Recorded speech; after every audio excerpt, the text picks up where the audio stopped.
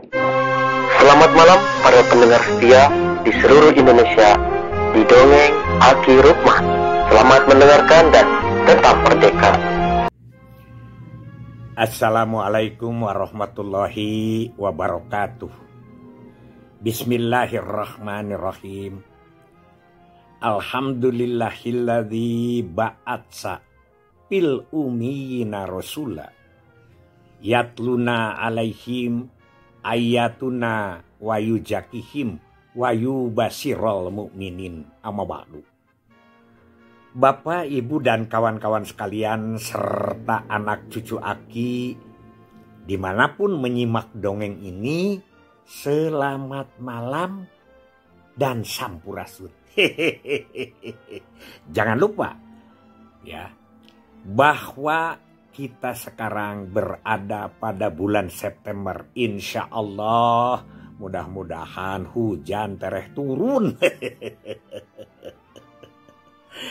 Ibu dan Bapak sekalian, kita akan menyambung kembali tentang Tuma Mandina. Waduh si Aki, itu bikinan aja. Tuma itu adalah tugas utama. Manusia, dina di alam dunia. Jadi tugas manusia utama di alam dunia apa? Yaitu takwa. Bab satunya sudah lewat ya. Diselang dulu kemarin dengan kegiatan Pajar Kasih dari Desa Sukabening. Di dalam mandi atau manusia di alam dunia ini ya, itu takwa itu merupakan acuan pertama. Wa ma khalaqtul jinna wal insa illa liya'budun. Jadi semuanya karena ibadah kepada Allah adalah salah satunya takwa. Bukan salah satunya, gunungnya begitu. Namun Bapak dan Ibu sekalian, bahwa takwa seseorang itu tidak langgeng, tidak konsisten. Kadang-kadang takwa itu naik turun derajatnya itu, derajat takwa itu. Kadang-kadang timbul tenggelam. Bagaimana kondisi dan situasi hati, jiwa, dan keadaan umum pada saat dia melaksanakan ketakwaan itu. Ada orang yang takwa bila dia sengsara. Dia bila bingung bila apa baru dia datang ke masjid mendoa tinggi. Tapi ketika dia banyak duit, ketika dia sedang senang, lupa akan ketakwaan itu. Ada juga orang yang sakit baru dia takwa. Tapi ketika dia sedang sehat, sedang jag-jag, dia lupa atas ketakwaan itu. Itu seperti itu. Timbul tenggelamnya takwa. Nah, di dalam kehidupan manusia.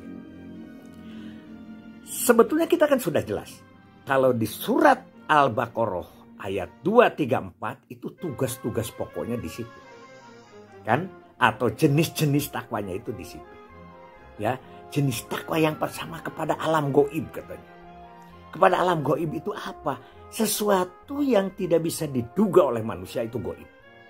Jodoh, pati, bagja, celaka itu adalah bukan urusan kita. Ya, tiba-tiba sehat, tapi tiba-tiba sakit begitu. Ya, yuswa atau umur juga kita tidak tahu. Kita sudah tahu kan bahwa aya sumur dina batu, saeran dina kitaja. Umur urang tentang tu pangeran tara bebeja. Tidak memberitahu dulu kepada kita. Itu ya, itu. Ketakwaan, derajat ketakwaan. Juga di surat An-Nisa ayat 59 itu, 3 yang harus ditaati itu. Allah, uti'ullaha, wa ati'ur rasul, wa ulil amri minkum.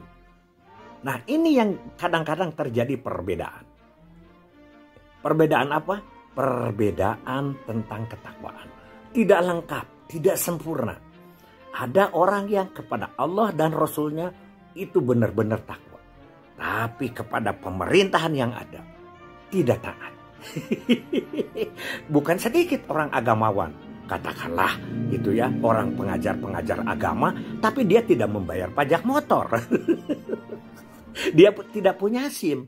Itu kan adalah salah satu ketidaktakwaan, ketidaktaatan ya. ketidaktaatan. Karena itu ditentukan. Dan jangan lupa bahwa negara itu juga adalah ditentukan oleh Allah. Negara maju, negara tidak maju, siapa pemimpinnya, siapa yang harus mengelolanya, semuanya sudah diatur oleh Allah. Kita hanya punya rencana. Tapi banyak juga orang taat kepada pemerintah. Bayar pajak taat ya. Oh, apalagi menjilat kepimpinan dan lain sebagainya. Tapi melaksanakan uti'ullah wa ati'ur rasul itu tidak dilaksanakan dengan sebaik-baiknya. Jadi ketidaksempurnaan, kelabilan takwa itu yang harus kita pahami betul. Tinggi rendah dan juga tidak kesempurnaan. Nah, derajat takwa itu akan timbul apabila kita terus didorong oleh sesuatu pikiran yang hebat. Karena itu yang disebut dengan rep sidakep sinuku tunggal mateni babanan catur dria. Catur araning papat, dria araning angan-angan. Jadi hana soca tanpa paninggal, hanca pangambung tanpa pangangse, hana cepil tanpa mendengar. Itu artinya pusatkan kepada hati. Nah, di dalam hati inilah yang menjadi bibit ketakwaan yang paling utama. Beberapa ciri tentang manusia takwa itu diantaranya adalah kalau lagi masur tidak takabur karena didasari rasa syukur. Kalau sengsara tidak merana karena didasari rasa sabar. Kalau disuruh ibadah tidak kekulutus karena didasari oleh rasa ikhlas. Dan kalau ada kesalahan tidak terus-menerus karena diakhiri dengan obat. Tobat. Tobat. Syukur, sabar, ikhlas, dan tobat itu sebagian daripada ciri-ciri manusia takwa. Alhamdulillah saya mah jadi bupati daripada jadi camat. Itu syukur karena dia sudah lebih tinggi dari yang lain. Kata camat, alhamdulillah saya jadi camat daripada jadi kepala desa. Kata kepala desa, alhamdulillah saya jadi kepala desa daripada jadi RW. Kata RW, alhamdulillah saya jadi RW daripada jadi RT. Kata RT, syukur saya jadi RT daripada jadi masyarakat biasa. Kata masyarakat biasa, syukur saya jadi masyarakat biasa tapi ke dalam kondisi sehat daripada jadi orang gila. Ya tentu ya. Tapi kata orang gila juga, syukur saya jadi orang gila. Kenapa? Tidak usah sholat, tidak usah zakat, tidak usah mengaji. Itulah diambil penerimaan yang terbaik. Ya, syukurlah pensiunan. Tiap bulan masih bisa dapat. Ya, dan banyak lagi. Karena sesuatu itu ditempatkan, kebahagiaan itu dibagi pada semua orang. Jangan lupa juga bahwa cinta, bahwa nafsu berada di semua tempat.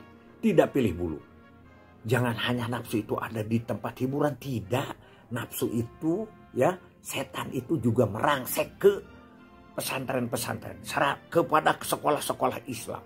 Kepada, ya, masjid-masjid dan lain sebagainya. Tidak sedikit guru pesantren yang memperkosa muridnya. Itu adalah cirinya bahwa ketakwaan itu diuji di mana-mana. Semoga menjadi bahan buat kita semua dalam meningkatkan iman dan takwa kepada Allah Subhanahu wa ta'ala.